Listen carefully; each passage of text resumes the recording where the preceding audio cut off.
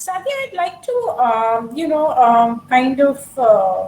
ask you to share what might have been largely the kind of mental health issues that came to you. I mean, were they any different from before? Or were they different? Was there a cluster of age groups? Stuff like that. Like, what did you see during this period, and how might you have dealt with these things? Like Sonali just said, that you suddenly became mental health, which has always been like a stepchild of medicine, suddenly became a very dear child. And everybody woke up. So we found that organizations, see, from an organization's perspective, we worked with a lot of organizations and we saw that issues like work from home were creating a lot of relationship problems. A lot of relationship problems that were simmering before the pandemic came to the fore. Domestic abuse cases clearly increased. People who,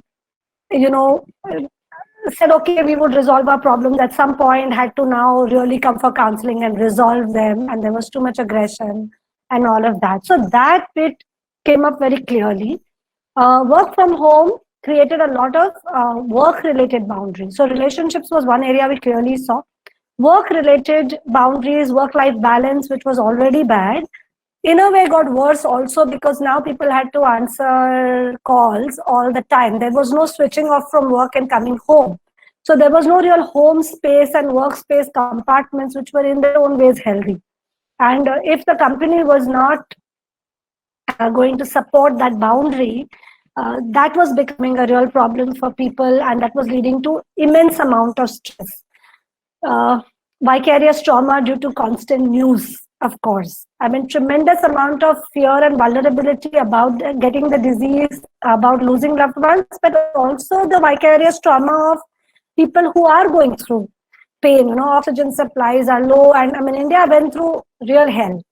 A lot of anger against the establishment and the wrong decisions that the governments could have taken to handle with migrant workers in the first wave, with medicines in the second wave. So a lot of anger related issues that also came up, which were also, I feel, a lot of things that were simmering, which I think were not new. They were not purely pandemic issues. They were there, they were seeded, but they kind of found expression in the pandemic. On a personal mental health front, I feel work shut down for a lot of people. What next became a question for a lot of people. And I think all of that brought forth this sense of what is the point of life, despair, and related anxieties, suicidality. And we did a lot of trauma-informed work. So this was the mental health spectrum in individuals as well as couples, relationships, organizations, and also communities where, the issues of money were real. And we work with a lot of nonprofits also.